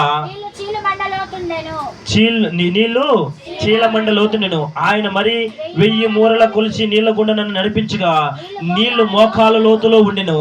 ఇంకా ఆయన 1000 మూరల కొలిచి నీళ్ల గుండా నన్ను నడిపింపగా నీళ్లు మొల లోతంతలో ఉండెను. ఆయన ఇంకనూ 1000 మూరలు కొలవగా నీళ్లు మిక్కిలి లోతై నేను దాటలేనంత నది. ప్రియజనంగా నేను అంటున్నాను, యేసేబు కూర్చున్నట్టు నువ్వు కూడా ఆ ఓట యొద్ద కూర్చున్నావా? మొదట నీ ప్రార్థన ఎలా ఉంది? నీ అరికాళ్ళు తాకేలాగా ఉంటది. తర్వాత నీ ప్రార్థన ఎలా ఉంది? ఆ మోక ఏమంటే గిరికెలు తాకేంత వరకు వస్తుంది. అదే ఊట దగ్గర నువ్వు ఉంటే, అదే ప్రార్థన ఆలయంలో నువ్వు ఉంటే, అదే ప్రార్థన మందిరంలో నువ్వు కూర్చుంటే, ఆ ఊట ప్రార్థన అనేటువంటి ఊట దేవుని యొక్క వాక్యం నీకు ఎక్కడికి వస్తుంది? మోకాళ్ళ వరకు వస్తుంది. ఇంకా ఇంకా చూస్తే అది మొలతాడు వరకు వస్తుందంట. ఇంకా చూస్తే అది నువ్వు నదిలో నిలబడలేనంతగా ఉంటదంట. అందుకే అంటున్నాను, నీ ప్రార్థన ఎలా ఉండాలి? నీ ప్రార్థన ఇలా ఉబుకుచుండు వలను నువ్వు నిలబడిన ప్రాంతము దేవుని మందిరమై ఉండాలి. హల్లెలూయా. యేసేపు కూర్చున్నటువంటి ప్రాంతం ఏంటి? ఊట యొద్ద కూర్చున్నాడు. మరి ఈరోజు నువ్వు నీ దేవుని ఊట యొద్ద కూర్చున్నావా, లోకం అనేటువంటి ఊట యొద్ద కూర్చున్నావా? నీకు నీవే సరి చేసుకోవాలి. నీకు నీవే సరి చేసుకో. ఇంకా చదువు మరి. అప్పుడు ఆయన నాతో ఇట్లను, నరపుత్రుడా, నువ్వు చూచితివి కదా అని చెప్పి నన్ను మరలా నది ఇద్దరికి తోడుకొని వచ్చును. నేను తిరిగి రాగా నదీ తీరమున ఇరు ప్రక్కల చెట్లు విస్తారముగా కనపడెను. అప్పుడు ఆయన నాతో ఇట్లనెను, ఈ నీళ్లు ఉబికి తూర్పుగానున్న ప్రదేశమునకు పారి ఆరాబులోనికి దిగి సముద్రంలోనే పడును. అప్పుడు సముద్రపు నీళ్లు మంచి నీళ్లు ఆగును. ప్రియా సహోదరులారా, నేను చెప్తున్నాను, నువ్వు కూర్చున్నటువంటి యోట మందిరం దగ్గర కూర్చున్నావు. ఆ మందిరం నుంచి ఊట వస్తుంది. ఆ ఊటలో ఉన్నటువంటి నీరు పోయి సముద్రంలో పడంగానే సముద్రం ఏమైపోయింది అంటే, ఇంతవరకు నువ్వు చెడ్డవాడిగా ఉన్నావేమో, చెడ్డదానిగా ఉన్నావేమో. ఇప్పుడు నువ్వు కూర్చున్నటువంటి ఊట, నువ్వు ఉన్నటువంటి ప్రాంతము పరిశుద్ధమైనటువంటి దేవాలయ ప్రాంగంలో నువ్వు కూర్చొని ఉన్నావు. కాబట్టి ఆ దేవాలయ ప్రాంగంలో నువ్వు దేని చేత కడగబడుతున్నావు, దేని చేత నింపబడుతున్నావు అంటే పరిశుద్ధాత్ముడు అనేటువంటి దేవుని శక్తితో. ఎలా చెప్పాను? అరికాళ్ళ మట్టుకు. అంటే నీ ప్రార్థన మొదట్లో ప్రభువా, యేసయ్యా క్షమించయ్యా, తర్వాత ఇంకా 4 రోజులు పెంతట ప్రభువా నీ కృపలో భద్రపరచు నాయన, దీవించు నాయన, ఆశీర్వదించు నాయన. అది గిరకల వారికి అనుభవం. ఇంకను ప్రభువా నీ రక్తము చేత కడిగి పరిశుద్ధముగా పవిత్రపరచు. అది ఇంకా గద్దింపు ప్రార్థన చేసినప్పుడు నీ యొక్క ప్రార్థన లోతు మోకాళ్ళ వరకు వచ్చిందేమో. ఇంకా నువ్వు ఇంకా ఇంకా దేవునిలో ఆ ఊట యొద్ద కూర్చుంటే. అందుకే ఈ మనిషికి ఈ యొక్క ఆశీర్వాదం ఎక్కడి నుంచి వచ్చింది? తన యొక్క తండ్రి ఎక్కడ కూర్చున్నాడు? దేవుడు అనేటువంటి యూట యొద్ద కూర్చున్నాడు. కాబట్టి ఆ ఆశీర్వాదము తన కుమారుడు అనుభవిస్తున్నాడు. నీవు కూడా మందిరంలో ఉన్నావు. అందుకే ఇక్కడ 8వ వచనంలో ఏం చెప్పింది? అది దిగి సముద్రంలో పడును. అప్పుడు ఆ సముద్రం నీళ్ళు మంచి నీరు. నేను అంటున్నాను, మీరు విశ్వాసులుగా ఉన్నారు. మీ విశ్వాస జీవితంలో మీరు గొప్పగా ప్రభువును ఆశ్రయించి ప్రభు సన్నిధిలో నిలబడి ఆయన నామాన్ని మహిమపరిచి ఈ లోతైన లోతైన లోతైన అనుభవంలోనికి నువ్వు వచ్చినప్పుడు నిన్ను బట్టి నీ ప్రాంతం ఏమవ్వాలి? ఈ నీళ్లు పోయి ఆ నీళ్ళలో పడితే ఏమైంది? 6 నెలలు ఒక మంచోడు చెడ్డోడు సావాసం చేస్తే ఈడు వాడైపోవాలా? లేకపోతే వాడు ఒక విశ్వాసి పోయి ఒక విశ్వాసం లేనివాడితో సహవాసం చేస్తే ఏమైంది? ఈ విశ్వాసి కొంచెము అవిశ్వాసిగా మార్చచ్చు, లేదా అవిశ్వాసి కొంచెము విశ్వాసిగా మార్చచ్చు. ఇప్పుడు ఈ నీరు వచ్చి ఆ సముద్రంలో పడితే సముద్రపు నీరు ఎలా ఉంటది? మాట్లాడండి, ఎందుకు డల్లుగా ఉన్నారు? సముద్రపు నీరు ఎలా ఉంటది అమ్మా? సముద్రపు నీరు మంచిగా ఉంటుందా? ఓ స్నేహకు లీటర్లు రాపండి అమ్మాయి. సముద్రపు నీరు ఉప్పు నీరు అయి ఉంటుంది. అది ఎంత నీటిని నింపుకొని ఉన్నా అది ఏమైందంట? పనికిరానటువంటి నీరుగా ఉంది. ఇప్పుడు నువ్వు ఎలా ఉన్నావు? పనికి వచ్చేటి ఒక పాత్రగా ప్రభువు నిన్ను మార్చాడు. అందుకే ఏలియా గ్రంథం ఎలీషా ఒకసారి ప్రార్థన చేసి మారాగా ఉన్నటువంటి నీరుని ఎలా మార్చాడంట? మధురముగా మార్చాడు. ప్రియా సహోదరి సహోదరులారా, నేను అంటున్నాను, నీ పాత్ర పరిశుద్ధపరచబడింది. నువ్వు ఆ యోట యొద్ద కూర్చొని ఉన్నావు. నీవు దేవుని మందిరంలో ఉన్నావు. దేవుని మందిర గడపలో నుంచి ఆ ఓట నీ మీదకి ప్రవహిస్తూ ఉంది. ఆ ఊటను బట్టి నువ్వు కడగబడ్డావు, నువ్వు శుద్ధి చేయబడ్డావు, దేవుల్లో నువ్వు నలగొట్టబడ్డావు. నువ్వు వెళ్ళి లోకములోకి వెళ్ళి నీ పక్కింట్లో ఉన్నటువంటి ఈ నీరు ఏం చేసింది? అంత పెద్ద సముద్రపు నీటిని కూడా మార్చింది. మరి నీ విశ్వాస జీవితాన్ని బట్టి నీ పక్కున్నటువంటి ఒక కుటుంబానికి నువ్వు సువార్తను ప్రకటిస్తున్నావా?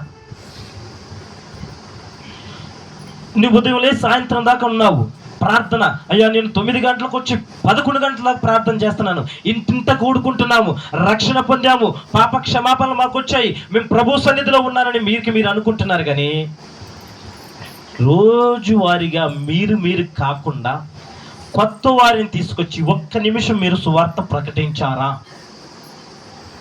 మన దహించు అగ్ని ప్రార్థన మందిరంలో ఉన్న వాళ్ళు కాకుండా నీకు శత్రువు అవ్వచ్చు, మిత్రువు అవ్వచ్చు, స్నేహితుడు అవ్వచ్చు, లేకపోతే దూరస్తుడు అవ్వచ్చు, అన్యుడవచ్చు, ఎవరినైనా ఒక్కరిని ఒక్క నిమిషం కూర్చొని పెట్టి, అయ్యా యేసుక్రీస్తు ప్రభువారు నిజమైన రక్షకుడయ్యా, మన కోసం ఆయన ఆ కల్వరి సిలువ మీద,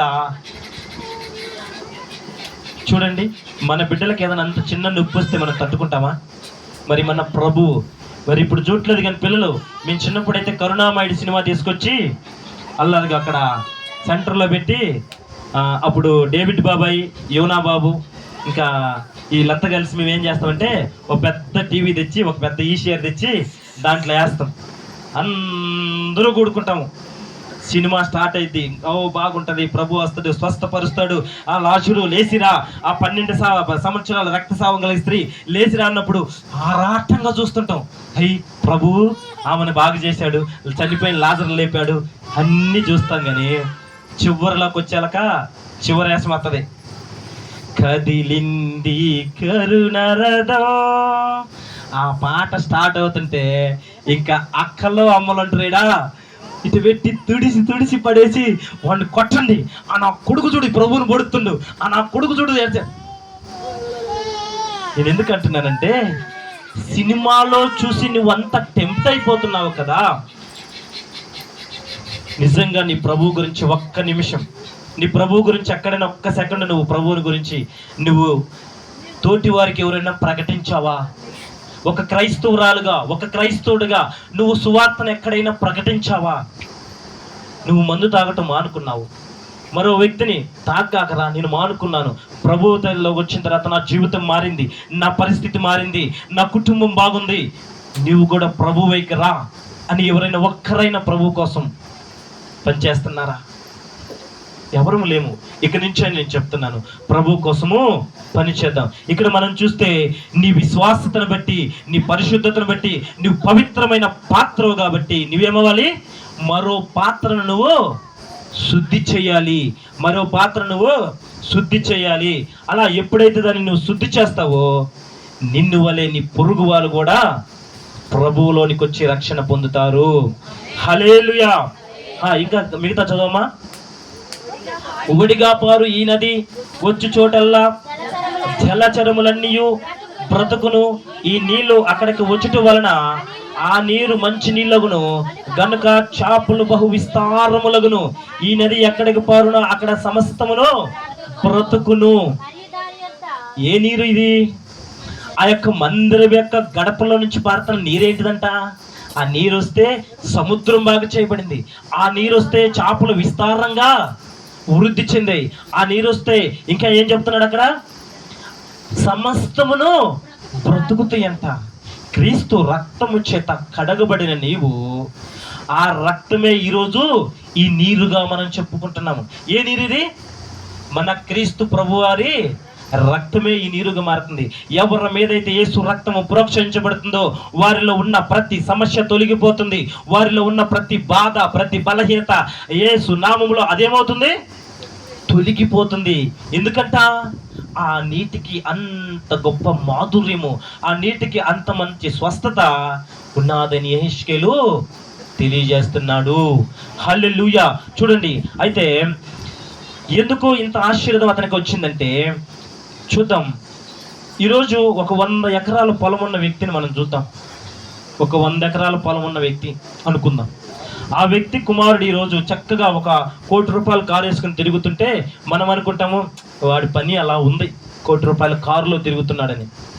కానీ ఆ 1 కోటి రూపాయల కారులో తిరుగుతున్న ఆ కుమారుడు తన వెనకాల తన తండ్రి పడిన బాధను చూసారా? తన వెనకాల తన తండ్రి ఎంత బాధపడి ఉంటాడో, ఎంత కష్టపడి ఉంటాడో. ఆ కష్టం అందుకే ఇక్కడ అంటున్నాడు. ఒక్కసారి చూద్దామా, సామెతలు 8, 34, 35, 36 చూద్దాం. సామెతలు 8వ అధ్యాయము 34. అనుదినము నా గడప యొద్ద కనిపెట్టుకొని, నా ద్వార బంధముల యొద్ద కాచుకొని, నా ఉపదేశం ఇనువాడు. ఎలా ఉన్నారంటే ఇల్లు? మన అంశం ఏంటి? భాషాను దేశపు విస్తారాన్ని ప్రభు ఎవరికిచ్చాడు? మనస్సేకిచ్చాడు. మరి మనస్సే ఏం చేయాల? అతను ఖాళీగా ఉన్నాడు. ఊరకు పోయి నిలబడితే వెనకాల నుండి ప్రభు యుద్ధం చేసి ఆ దేశాన్ని ఇచ్చాడు. మరి ఆ దేశం ఇతనికి ఎలా వచ్చింది? ఆశీర్వాదం ఏమంటే అది ఎవరి ద్వారా వచ్చిందంటే ఆశీర్వాదం తన తండ్రి అయినటువంటి యోసేపు ద్వారా, తన పితరుడైనటువంటి యాకోబు ద్వారా. చూడండి, యాకోబు కూడా మనిషి అని ఏం చేస్తాడు? దీవిస్తాడు. ఐగుప్తు పట్టణంలో ఉన్నప్పుడు యాకోబు తన మనవుణ్ణి ఆశీర్వదిస్తాడు. యోసేపు కుమారులు ఇద్దరు, అవునా? ఇద్దరు పేర్లు చెప్పండి. ఎఫ్రేం, మనష్షే, ఎఫ్రేం. వీరిద్దరిలో ఎఫ్రేము పెద్దవాడు, మనష్షే చిన్నవాడు. కానీ యాకోబు ఎవరిని దీవిస్తాడు? తన చిన్న మనవున్నే దీవిస్తాడు. అప్పుడు తండ్రికి బాధ కలిగి, నానా ఇతను కాదు నాన్న నువ్వు దీవించాల్సింది, నా పెద్ద కుమారుని దీవించు నాన్న అంటే యాకోబు అంటాడు, లేదు, ఈ సమయమునకి ఇలా జరగాలి. ఎందుకు? పెద్దవాడిని దీవించకుండా చిన్నవాడిని దీవిస్తుంది. అక్కడ చూస్తే ఇసాకు ఏం చేశాడు? యాషావును దీవించకుండా యాకోబుని దీవించిండు. ఇక్కడ యాకోబు కూడా తన మనములలో పెద్ద మనమును పక్కన పెట్టి చిన్న మనమును దీవించిండు. నేనంటాను, ప్రభు ఏర్పాటు చేసుకున్నటువంటి గోత్రము, ప్రభు ఏర్పాటు చేసుకున్నటువంటి మనుషులను బట్టి మన పరిస్థితి ఉంటుంది. ఎందుకు ఇలా ఆశీర్వదించబడ్డాడంటే ఇతను ఎక్కడున్నాడు? ఓట ఎత్తు ఉన్నాడు. ఇతనికి ఏమని చెప్పాడు? ఫలించడి కొమ్మ అని చెప్పాడు. సరే, ఇక్కడ ఒక్కసారి మనం యోసేపు శ్రమల గురించి ఒకసారి చూద్దామా? మనం ఎవరైనా శ్రమ పడకుండా ఉదయం 8 గంటల నుంచి సాయంత్రం 5 గంటలకు పని చేయకుండా మనకు 500 కూలి ఎవరైనా ఇస్తారా? ఆ శ్రమను బట్టి నీకు కూలి ఇస్తారు. ఆ శ్రమను బట్టి నువ్వు ఆశీర్వదించబడతావు. ఆ శ్రమను బట్టి నువ్వు దీవించబడతావు. ఒక్కసారి చూద్దాం రండి. యోసేపు శ్రమల గురించి చేద్దాం. మొదటిగా అతను ఏం చేశాడంటే, యోసేపు ఆదికాండం 37వ అధ్యాయం 4వ వచనం చూడండి. ఆదికాండం 37, 4వ వచనం. ఏం చేయబడుతున్నారో చూడండి ఒకసారి. తన సహోదరులు తమ తండ్రి అతనిని తన అందరికంటే ఎక్కువగా ప్రేమించడం చూసినప్పుడు వారు అతని మీద, చూడండి, ఎందుకంట తన తండ్రి చిన్న కుమారుడని అతను ఏం చేశాడంటే ప్రేమించాడు. తనకు ప్రత్యేకమైన అంగీని తెచ్చిచ్చాడు. అందుకని మిగిలిన 10 మంది సహోదరులు వార్చలేకపోయారు. అందుకే దాన్ని బట్టి మొదటిగా ఈ యొక్క సహోదరులకి యోసేపు మీద ఏమొచ్చింది? పగ పెంచుకున్నారు. రెండోదిగా మనం చూసినట్లయితే అతని మీద 37, 10, 11 చదువు ఒకసారి. 37, 10, 11. అతడు తన తండ్రితోనూ తన సహోదరులతోనూ అది తెలియచెప్పినప్పుడు అతని తండ్రి అతనితో, నీవు కనిన ఈ కళ ఏమిటి? నేను, నీ తల్లియు, నీ సహోదరులు నిశ్చయముగా వచ్చి. చూడండి, ఇక్కడ ఏం జరిగిద్దంటే యోసేపు కలగంటాడు. ఏమని? నేను ఇక్కడ నిలబడ్డాను, నేను చిన్నవాడిని అంటాడు. సూర్య చంద్ర నక్షత్రాలు అన్నీ కూడా నాకు సాష్టాంగ పడతాయని చెప్తారు. ఇప్పుడు చూడండి, సూర్య చంద్రులు అంటే తన తల్లి తండ్రి, మిగతా నక్షత్రాలంటే రూబేను మొదలుకొని తన సహోదరులందరూ. ఇతను గంటన కళ ఏంటంటే వీరందరూ వచ్చి నాకు సాష్టాంగ పడతారని ఈ కళ చెప్పినప్పుడు సహోదరులకి ఏం కలిగిందంట? అసూయ కలిగిందంట. ఏం కలిగింది? అసూయ కలిగింది. నిజమే, ఇప్పుడు నా తల్లిదండ్రులు వచ్చి నా కాళ్ళు పట్టుకునేది ఏంటి, నా అన్నలు వచ్చి నా మీద నా కాళ్ళ మీద పడేది ఏంటి అని ఎవరికైనా బాధ కలిగి వాళ్ళు ఏం చేశారు, అసూయ పడ్డారు. ఇంకా మనం చూస్తే అతను 37:24 ఏం చేయబడ్డాడు చూడండి ఒకసారి. 24వ అధ్యాయంలో అతన్ని పట్టుకొని ఆ గుంటలో పడద్రోసి, ఆ గుంట ఒట్టిది, అందులో నీళ్ళు లేవు. చూడండి, నీళ్ళ లేని గుంతలో, ఎత్తైన గుంతలో తీసుకుపోయి యేసేపుని ఏం చేశారు, ఎత్తి పడేశారు. మొదటిగా అన్నలు ఇతని మీద పగ పెంచుకున్నారు. 2 ఏం చేశారు, అసూయ పెంచుకున్నారు. 3 ఇతను పట్టి ఏం చేశారు, ఒక గుంటలో పడేశారు. మళ్ళీ మనం చూసినట్లయితే 37:28 చదువు. మిథ్యానీలైన ఒక వ్యక్తులు, వర్తకులు ఆ మీదుగా వెళ్ళుచుండగా వారు ఆ గుంటల నుండి యేసేపుని పైకి తీసి ఆ ఇస్మాయిల్కి 20 తులముల ఎండికి అతనిని, మొదటేమో పగ తెచ్చుకున్నాడు, 2 అసూయ వచ్చింది, 3 ఏమైంది, గుంటలో ఎత్తి పడేశారు. 4గా గుంటలో కూడా ఉంచకుండా తీసి అతను ఏం చేస్తున్నారంట, గుంటలో ఉంటే ఈ రోజు కాదు రేపు ఏదో ఒకటి వేసుకుని ఎక్కి ఇంటికి వచ్చేవాడే, అది కూడా అవకాశం లేకుండా ఏం చేశాడు, అతన్ని ఏరే దేశానికి 20 ఎండి నాణాలకి అమ్మేశారంట. ఇంకా మనం చూసినట్లయితే ప్రియా సహోదరులారా, యేసేపు యొక్క శ్రమలు చూద్దాం. ఇంకా ఐగుప్తు ఇంట ఆయన బానిసగా ఉన్నాడు. ఐగుప్తు దేశంలో బానిసత్వంలో ఉన్నప్పుడు నేరం చేయకుండా ఆయన ఏం చేశాడంట, చెరసాలలో పడ్డాడు. ఆ యొక్క దేవుని దగ్గర అతను నిలుపుకున్నటువంటి, ఏమి నిలుపుకున్నాడు ఇతను, దేవునికి విధేయుడయ్యాడు. దేవుని మాట ఎక్కడా వినలేదు. మనకు కానీ ఇతను పడిన శ్రమ ఏంటి, జైలు అనుభవించడానికి కారణం ఏంటి, యేసేపు ఐగుప్తుని ఇంట ఉన్నప్పుడు ఐగుప్తుడి యొక్క భార్య నన్ను చెరపట్టు అని చెప్పేసి ఆ పురుషుడు యవ్వనస్తుడైన యేసేపు మీదకి వెళ్ళి తన కామ కోరిక తీరమని అడిగినప్పుడు యేసేపు ఏం చేశాడు, నిరాకరించాడు. ప్రభువుకు లోబడ్డాడు, ప్రభు వైపు చూశాడు, లోకం వైపు చూడకుండా యేసేపు దేవుని వైపు చూశాడు. అదే అంతటి ఘనత, అంతటి గొప్ప కలిగినటువంటి ఒక దేశ రాజు యొక్క యువరాణి మనలాంటి వారితో కానీ ఒక్కసారి అలాంటి కోరితే మనం ఏం చేస్తాము, ఈ రాజ్యంలో ఘనత మొత్తం నాకే వస్తుంది, నేనున్నానని పరుగులు తీస్తాం. కానీ యేసేపు ఎక్కడ ఉన్నాడు, యేసేపు ఎక్కడున్నాడు, ఊట ఎద్దు ఉన్నాడు. అందుకని యేసేపు ఏం చేయలేకపోయాడు, పాపము చేయలేకపోయాడు. ఆయనకు వచ్చిన శ్రమలు చూడండి. ఎందుకు మనషే నువ్వు ఆశీర్వదించబడ్డావంటే, మనషే అంటున్నాడు నా తండ్రిని బట్టి నేను ఆశీర్వదించబడ్డానని.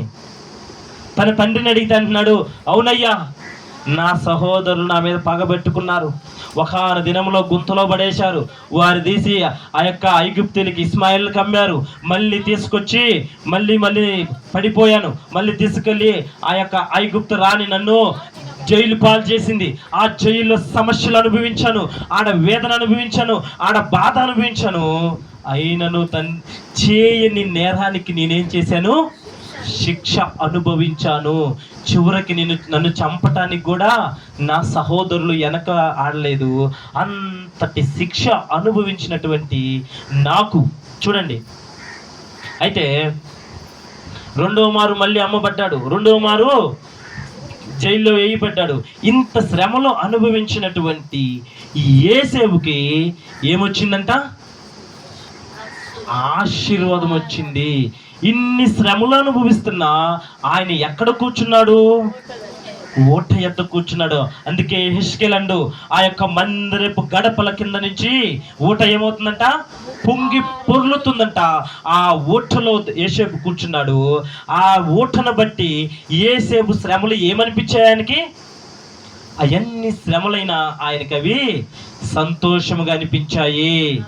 క్రైస్తవ జీవితంలో, క్రైస్తవులకు ఉన్న మన జీవితాల్లో కూడా నువ్వు ఎప్పుడైతే ఆ ఊట ఎద్దు కూర్చొని ఉంటావో నీకు వస్తుంది, డబ్బు అనే సమస్య వస్తుంది, బిడ్డల సమస్య వస్తుంది, భర్త సమస్య వస్తుంది, ఏ సమస్య వచ్చి ఏదొచ్చినా నీకు ఆశీర్వాదంగా మారాలంటే నువ్వు ఏమి అనుభవించాలి, శ్రమలు అనుభవించాలి. బంగారం చూడండి, మట్టిలో నుంచి మనం తీసినప్పుడు అది ఒక చిన్న రాయిగా ఉంటుంది, దాంట్లో బంగారం ఎక్కడుండో తెలియదు. అయితే ఆ బంగారాన్ని తెచ్చి కొలిమిలో వేసి దాదాపు 1000 డిగ్రీలు మన శరీరం ఎన్ని డిగ్రీలు తట్టుకుంటుంది? మన శరీరం యొక్క టెంపరేచర్ ఎంత? మన శరీర టెంపరేచర్ ఎవరు తెలీదా? 98 ఫారెన్ హీట్స్ అంటే 36 డిగ్రీలు. 36 డిగ్రీలు మన శరీరం తట్టుకుంటుంది. కానీ బంగారాన్ని ఎంత చేయాలి? 1000 డిగ్రీలకి దాన్ని వేడి చేస్తే అప్పుడు అందులో ఉన్నటువంటి మలినమంతా పక్కకు పోయి శ్రేష్టమైనటువంటి బంగారం అది మనకి వస్తుంది. ఆ బంగారం ఈరోజు ఎంత రేటు ఉంది? 10 గ్రాములు వచ్చి 1,00,000 రూపాయలు ఉంది. ఎంత ఉంది? 1,00,000 రూపాయలు. ఎందుకు దానికి అంత ఖరీదు వస్తుంది? మరి ఇనుము కూడా భూమిలో నుంచి వస్తుంది కదా, మరి రాగి కూడా భూమిలో నుంచి వస్తుంది కదా, మరి సమస్తం భూమిలో నుంచి వస్తున్నాయి. మరి ఎండి మెటలే, రాగి మెటలే. కానీ బంగారానికి ఎంత శ్రేష్టం ఎందుకంటే ఈ ఎండిని గట్టిగా ఒక 100 డిగ్రీలు వేడి చేస్తే అది టిక్కిట మెడతపడుతుంది. అదే రాగి అయితే అసలు వేడి తగులుతుంటేనే మండి మీద పొంగిపోతుంది. మరి ఎందుకు? 1000 డిగ్రీలు తట్టుకొని నిలబడింది కాబట్టి ఈ బంగారానికి అంత రేటు. ప్రియ జనాంగమా, నీవు కూడా ఆ యోట యొద్ద ఉండాలి. యోసేపు అనుభవించిన శ్రమలను బట్టి తన కుమారుడు ఏమనుభవిస్తున్నాడు? బాషాను దేశము సారవంతమైనటువంటి, బాషాను దేశంలో ఉన్నటువంటి కొవ్విన పొట్టేళ్ళు, బాషాను దేశంలో ఉన్నటువంటి శ్రేష్టమైన మజ్జిగ, బాషాను దేశంలో ఉన్నటువంటి ఆ యొక్క ఎత్తైన దేవ పర్వతాల నుంచి వచ్చిన సమస్తాన్ని తన కుమారుడైన మనషే అనుభవిస్తున్నాడంటే కారణం ఏమై ఉంది? తన యొక్క తండ్రి చేసిన ప్రార్థన, తన తండ్రి అనుభవించిన శ్రమలను బట్టి బిడ్డలు ఏం చేశారు? ఆనందిస్తున్నారు. ఈ రోజుల్లో నువ్వెంత శ్రమ పడుతున్నావు నీ ప్రభు కోసం? నువ్వెంత సమయం నీ యొక్క మోకాళ్ళను ప్రభు కోసము మోకాళ్ళు వేసి నీ మోకాళ్ళు నేలను తాకుతున్నావు? నువ్వు నీ మోకాళ్ళు తాకే అనుభవాన్ని బట్టి నీ మోకాళ్ళు ఎంత నల్లగా వస్తే నీ ముఖం అంతగా తేజస్సును విరజల్లుచున్నది. ఆమేన్. యోసేపు శ్రమలు అనిపించాడు. ఆ శ్రమలను బట్టి అది ఆశీర్వాదంగా మార్చబడి తన బిడ్డలు ఈరోజు శ్రేష్టమైనది అనుభవిస్తున్నారు. మరి నీ శ్రమలను బట్టి, నీ బాధలను బట్టి, ప్రభువులో నువ్వు అనుభవిస్తున్న శ్రమ రేపు నీ బిడ్డలకు అది ఆశీర్వాదంగా మారాలంటే నువ్వేం చేయాలి?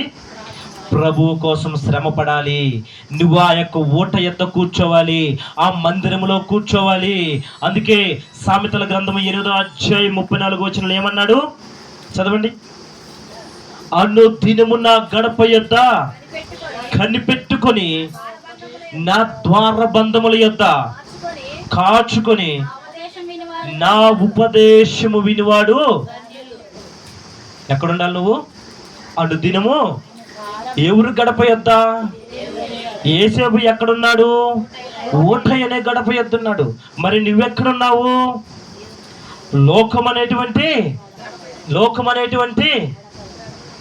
అందరూ లోకంలో ఉన్నారా? ఎవరు రాలేదా దేవుళ్ళకి? ఇంకా ఎవరు రాలేదా? ఎలా వచ్చారు?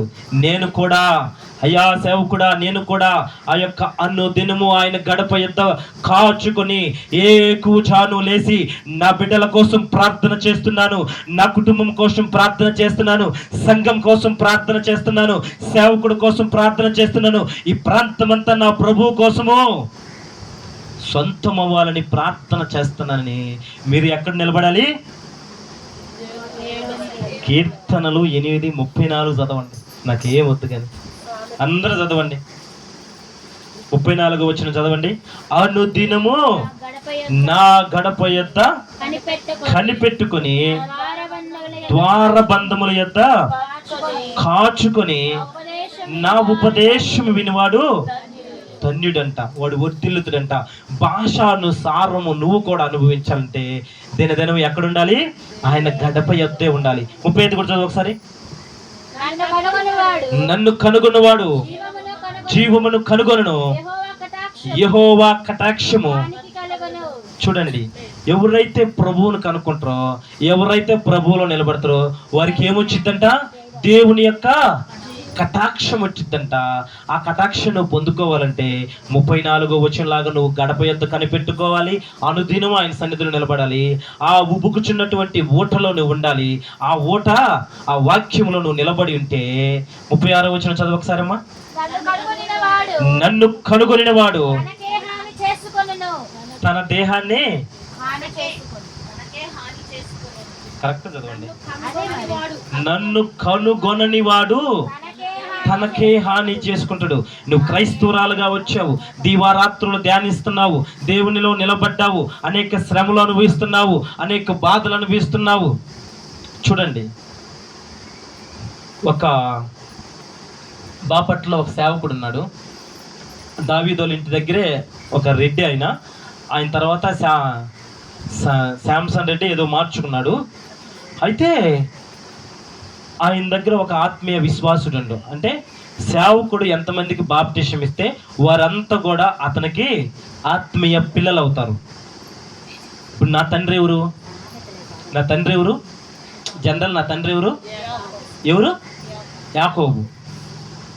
అయితే మీరందరూ నాకు పిల్లలు అయి ఉన్నారు. ఏ రీతిగా అయి ఉన్నాము?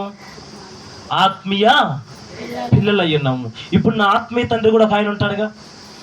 అలాగే ఆ సైమన్ రెడ్డి అనే వ్యక్తి మంచి సేవకుడు.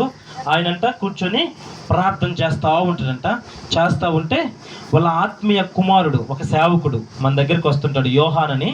ఆయన చెప్తాడు, ఈరోజు సాయంత్రం ఒక 4 బిడ్డల్ని ఓ పన్నూరు సేవకు పంపాలి. ఆయన దగ్గర ₹1 ఉండదు. ఎవరి దగ్గర? సేవకుడి దగ్గర. కానీ ఆత్మీయ బిడ్డలు 4 సేవకు పంపాలి. ఆయన కూర్చొని ప్రార్థన చేసి విజ్ఞాపన చేస్తూ ఉంటే ప్రభు అంటంట, అయ్యా నువ్వు అటు వెళుతూ ఉండు, నీకు ₹10 నోటు అదిగో అచ్చమ్మ తెచ్చిస్తుంది, ₹5 నోటు అరుణమ్మ తెచ్చిస్తుంది, ₹2 బిల్ల సంగవి ఇస్తుంది అని చెప్పి ఆయన ముఖాముఖాన్ని మాట చెప్పేస్తాడంట. ఇంక వీళ్ళు సంచి తగిలించుకొని మందిరం నుంచి బయటకు వచ్చి వెళ్తా ఉంటారంట. ఒట్టి చేతులే. ఏమున్నది? ఒట్టి చేతులే. కానీ సేవకుడు ఏం చెప్పాడు? ₹10, ₹5, ₹2 బిల్ల. వీళ్ళు అట్లా వెళ్తూ ఉంటే ఈయన ఎలాగైతే చెప్తే అలాగ వచ్చి ₹10 ఇస్తారంట, ₹5 ఇస్తారంట, ₹2 ఇస్తారంట. ఏంటి అది? ప్రభు దగ్గర విశ్వాసం. అట్టి విశ్వాసం అనుకుంటే మనము కూడా శ్రమైనా శోధనైనా ఈ యేసేపు ఎలాంటి శ్రమ అనుభవించి తన బిడ్డలకి ఏం తెచ్చాడు? స్వాస్థ్యాన్ని తెచ్చిచ్చాడు. హల్లెలూయా. మరి నువ్వెక్కడ కూర్చొని ఉన్నావు? యేసేపు ఫలించేడు కొమ్మగా ఉన్నాడు, ఆయన ఊట ఎత్త కూర్చున్నాడు. మరి ఈరోజు మనం దహించు అగ్ని మందిరంలో ఉన్న మనందరం కూడా ఎక్కడ కూర్చున్నాము? నీకు నువ్వు ప్రశ్న వేసుకో.